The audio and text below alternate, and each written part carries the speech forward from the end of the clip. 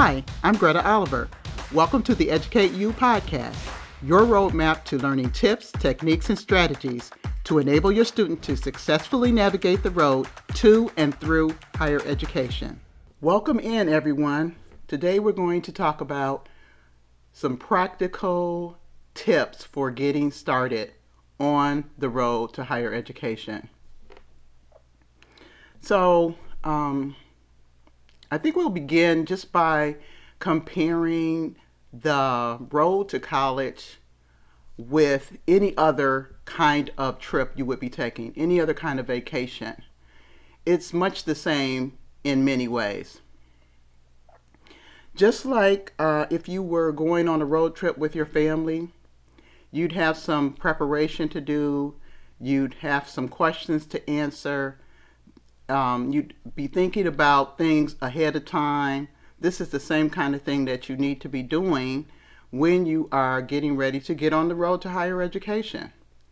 But as we said before, the earlier the better. So if you can begin to think about some of these things early on in your student's high school career, then it's much easier because you're not pressed by time. You're not going to be so time conscious. However, you still might find yourself on the road to higher education with your student as a senior. And if that's the case, you'll have a lot to do, but you'll have to do it a lot faster. And you'll have to have all your ducks in a row. You'll have to be thoroughly organized in order to pull it off successfully. So the first thing that you would do if you are going on a road trip with your family, let's say you're going on a vacation, you want to think about, okay, who is going on the vacation? What family members will be going on the vacation? So in much the same way, when you're thinking about college, what you need is to find out who is going on this college journey. And as I said before, parents really need to remember that this is the student's journey, not theirs. And so what you're looking for in this event is a willing student who is willing to work alongside you to be able to do all the things that are necessary to make this journey successful. And for the students, before we get into the nitty-gritty details of planning our journey, I want to say, if you are a student and you are college bound, you know you want to go to college.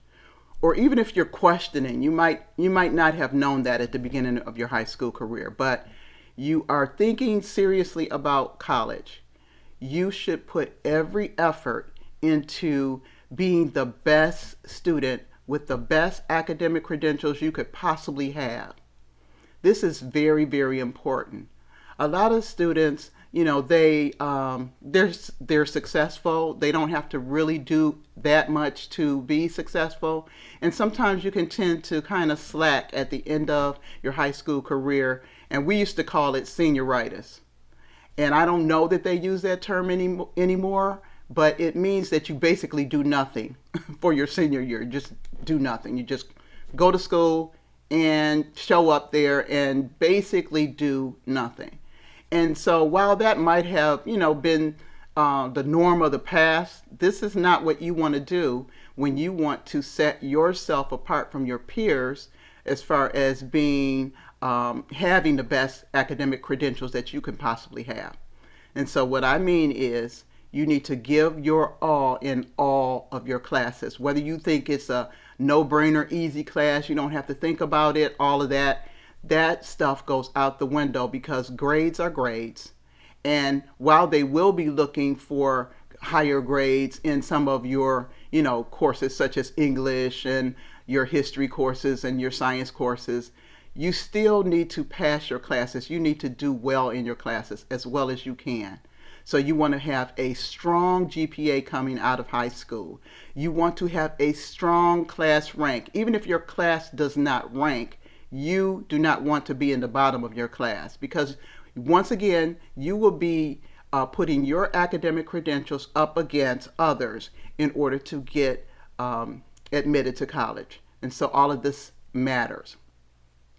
You may also want to do some real work as far as SAT or ACT prep.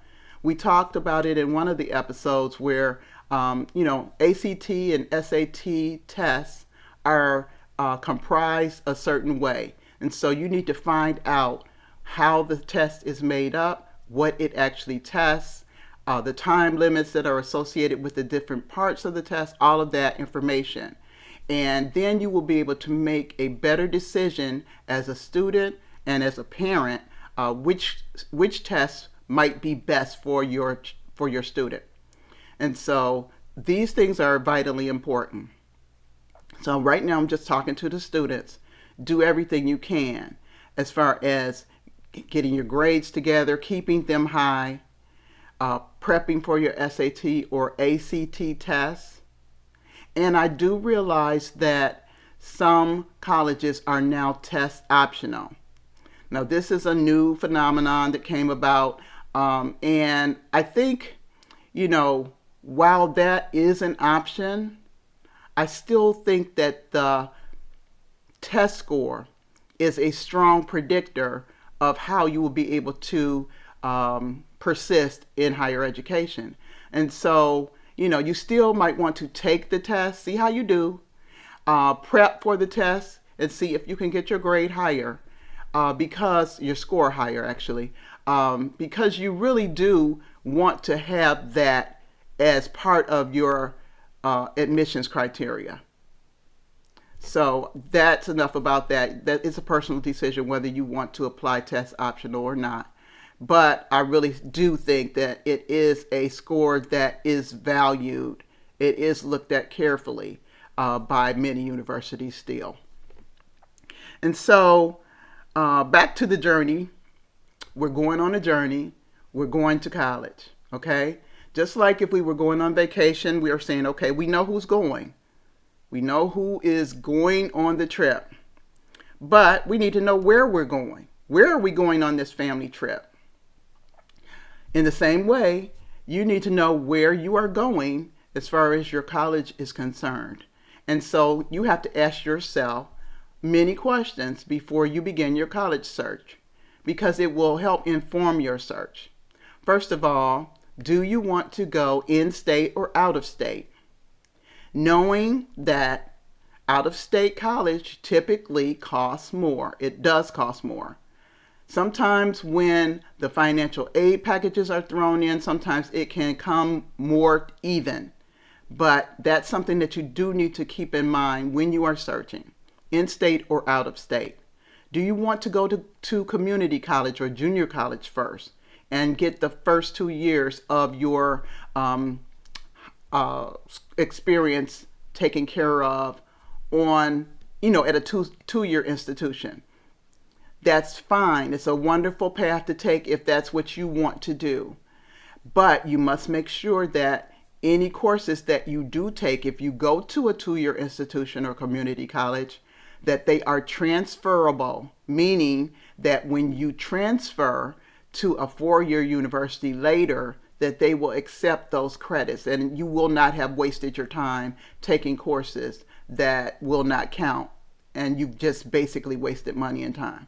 So make sure that there is an agreement between the university and the community college, and that the courses that you are taking while on the community college level are transferable. So that's important. Or you might just want to get an associate's degree at a community college. That's also a good path to take if that's what you want to do. You also might want to think about whether you want to go to a large school or a small school. Typically, some of the transition issues come about because people are in unfamiliar types of environments. So, for example, if you're a student and you went to a pretty small high school and then you end up going to a large university, the class size has multiplied exponentially. You just can't see yourself there. You feel lost in the crowd. Sometimes that can cause issues. So you might want to think about that and determine whether you want to go to a smaller college or whether you want to go to a larger college and just adjust to the situation there. So you want to think about that. Some of the things that you can do to narrow your college choice, since we're finding out where we're going, just like we would be choosing the Bahamas or Bermuda or Cancun, we're choosing a college. Where are we going? One of the ways to narrow is by video tour. I would suggest that you take advantage of the video tours on the college of your choice's website. Every single college, I don't know of one that does not have a video tour of the college, of the facility. That's how you can begin to narrow where you'd like to be, just from seeing it visually. Now, once you've determined, what kind of college you want to go to, what type of college you want to go to, and you've taken the video tours, and parents, you can do this along with your student, you will want to make a list of your top contenders, the ones you really want to go to, the ones that really seem special, the ones that have your major too. That's another thing. If you know what your major might be, or you know what you're interested in, find a college that has that particular course of study. And so you're going to do these video tours. You're going to narrow your list, and then you can plan actual trips to college, actual trips to the campus, where you will be looking for specific things so that you can see if this is the college for you, if it is where you will fit, where you'll feel most comfortable. You get on campus, you get a chance to go and sit in some courses, you get to talk to people that work there, you get to speak with professors and staff members and see what's there. Now, also talking back to the touring and the video tours as well, when you're going on a normal trip, when you're going on a trip with your family, you might want to look at some catalogs, some brochures, some travel guides to kind of tell you and show you what accommodations are there, what accommodations are in that Marriott hotel. So in the same way, you want to see what kind of things are on your college campus that you're looking for that will help you in your journey. For example, if you're going to a college, you want to see if they have, what kind of sports teams do they have? Do they have a nice athletic facility? Do they have a fitness center? Is there a campus health center on campus that provides both mental and physical health care? You'll want to see if they have a bookstore on campus or a bookstore nearby where you can buy books. And you'd want to check out the library as well and see what kind of library it is. Is it well stocked? Is it up to date? Is it current? Do they have computer stations and things that students can use? Are the librarians helpful? Do they seem like they care about the students? Are they able to help the students? Do they have study carrels? Do they have study rooms? Things of that nature. So you want to see what kind of special things are on this campus that will allow this to actually be my home for 5 years or 4 or 5 years, however long it takes. We're not, holding anybody to any time frame. When you get done is when you're done. And so you want to do that. And so also, once you've taken your college tours, you've had a chance to get on campus and kind of see what is available, then this can inform your other decisions. So if you were going on a regular trip, you'd have to make some arrangements about that trip. You'd have to make some payments, some down payments. You'd have to book your room, book your flights, book your rental car, things of that nature. Same thing with college, but it's times 10 at least. So you have some colleges, you've chosen them. These are the ones that you'd like to be admitted to. So you have to put in your application materials for each one of those. You have to write an essay probably for each one of those. Unless you're using the Common App, maybe if you're using the Common App, you can kind of, use the same essay, but just be very, very careful that it is patterned and it is specific to the university that you're actually applying to. And keep that in the forefront of your mind when you are using something like the Common Application process. So you have essays to write, you have applications to put in, to submit for consideration. You have transcripts and things that need to be sent from your high school. You have letters of recommendation that need to be sent from your counselors or high school teachers to the colleges in most cases. All of these different things, your final grades, all of that needs to be sent, and you need to have a way to ensure that these things are taken care of. Now, some schools have portals that they use. One is Naviance, one is Higher Score. So if you are, I believe it's called Higher Score. But regardless, some have these different portals that they use, and they communicate between the high school and the college with the information that needs to be sent. But in the case that you have to make sure that these things are sent, you might not want to just rely on Naviance or another portal to do this. You might want to be in dedicated communication with your school counselor.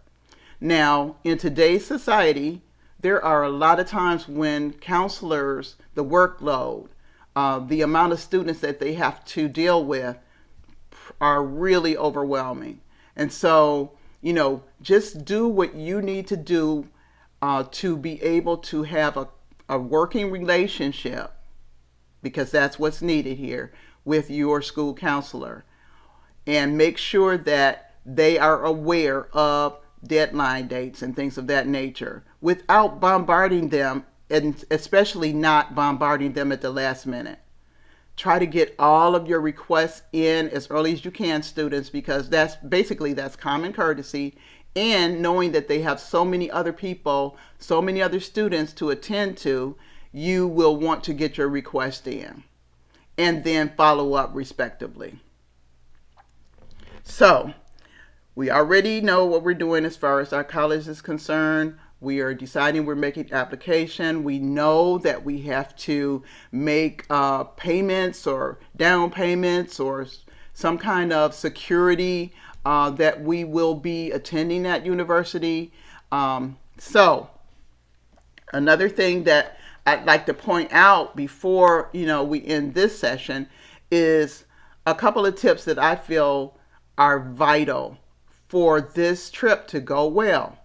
Just like you have a little itinerary when you start your trip with your family, you need to have like a to-do list and itinerary that goes along with your college search. What you need to have done by when. The most important thing that I hope, if you don't get anything out of anything I say today, I hope you understand this. You have to be organized in this search, because unless you're applying to one school, it's going to be a bit much. This is where the feeling of overwhelmness comes in. This is where parents and students often get in a situation of confusion, chaos, and dismay. We don't want that. So, as a parent and as a student, because you're working alongside your parent or your family member, you need to be organized. What I would suggest are a few tips to help you in that way.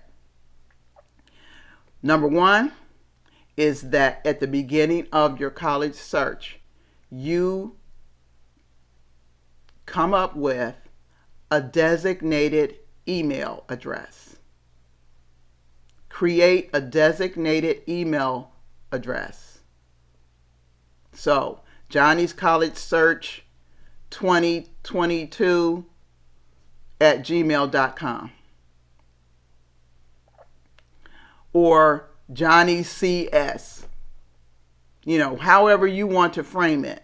You don't want it to be complicated. And your parent might want to do the same thing. Because if you do this, when you put that particular email address down or when you list it with your materials, everything that is pertaining to college will come to that address. And you don't want to use that designated email address for anything other than college related things. Okay? So anytime somebody asks you for your email in general, you're not going to give that one. You're going to give your normal email address. But for this time period, while you're searching for a college, do that. That way, when you're getting just overwhelmed, bombarded with materials from various colleges, they might not even be colleges that you ever express interest in, but you'll be getting all kinds of flyers, letters, brochures, handouts, booklets, emails, alerts, every single thing under the sun from various institutions. And if they're all going one place, they can be managed better. Also, another thing, if you have made application or you're interested in specific colleges, let's say you have 5 that these are the ones you're going to apply to. These are the ones you hope to be hearing information from. These are really the ones that you care to receive information from. The other ones may not, it doesn't matter whether they send you anything or not because you're not really thinking about those. Get some envelopes. I would suggest like 11.5 by 14, the larger envelopes, the big yellowish envelopes, yellow envelopes. You will want to label the outside of these envelopes with the name of the college. That way, when you're getting mail from these places, you're getting all kinds of information sent to you, catalogs, books, all kinds of stuff that they can send to you. You need to put every single piece of mail, every bit of material that you pick up on your college visit about that particular university, anything pertaining to that particular university into the envelope and have that particular university's name on the front of it. Also on the front of it, you can make a grid with due dates for certain things. Write it down right on the outside of the envelope. And so if you're getting mail out one day and you just have a whole bunch of college mail, you can just, put the mail right in the envelopes right away. Don't take time to open them up right away. Just put them into your little filing system. Because that's basically what these envelopes are. And then take the time to go through the envelope for the university that you're considering, all at the same time. Write down the due dates. Have a system in place where, if something is coming due, that you may circle it in red or highlight it somehow or put in a star next to it or whatever you need to do. I'm not going to tell you put a star, make sure you're using star. I'm not doing that. I'm just telling you to be organized about the information coming into your house, either brought there by you as a result of a college visit when you went to the admissions office and the housing office and all these various places, financial aid office, picked up all this stuff. Now what? Get the stuff somewhere where you can access it at the same time and from the same place. That way you are less likely to miss a date, miss some vital information. And also be sure to check your email, your designated email, for things that can be surprises, like maybe fee waiver codes. Sometimes if you go on a college visit, they will send you a fee waiver code, which will be a code that you can put in when you're putting in your application online and you don't have to pay the application fee. How cool is that? You want to do that. And if you don't see that, there is nothing wrong with calling up the university, calling up the admissions office and asking them, do you have fee waivers available? These things add up. It's not cheap to apply to colleges anymore. In fact, it never really was cheap. but it can be a lot of money to apply to places. So if you can get a fee waiver, that's great. The other hint would be to look at this whole thing, like I said, like a trip. You know, when you go on a regular trip, a vacation with your family, you make all kinds of plans in advance. You're planning for some time, hopefully. You have all of your things taken care of, every little bit of that trip taken care of, from, how you're going to get to the airport if you're flying, how you're going to get home if you're flying, where you're going to park if you're driving, where you're going to stay when you get there, what attractions or accommodations you'll have, or what attractions will you participate that are nearby the facility, what kinds of things are in the actual facility. You have all of this stuff figured out for a trip to Cancun, so you can certainly do something of this nature for your journey to college. It's so important to be organized. Once again, that is probably the most important tip I can give you today. Starting early and being organized will save you a lot of headache and grief. And once again, you're able to work with your student to work through this together. Because, as I've always said, if the person that you're going on the trip with really doesn't want to go on the trip, they don't want to be there, they don't want to accompany you, what's it for anyway? So just think about all of this, and I hope that it makes your journey and the thought of getting started easier. Thank you, and see you next week. Thank you for joining us today on Educate You. If you wish, you can send me your questions or comments about the college going process or the podcast contents by sending an email to Dr. Greta at gretaoliverconsulting.com. Also, beginning each week after the podcast airs, check for a companion blog on my website's blog page at gretaoliverconsulting.com. My book, College Roadmap, Essential Tips for First-Time College Students and Their Families, is available for sale on Amazon.com. Join us next week for another tip or strategy to make the road to higher education easier for your student.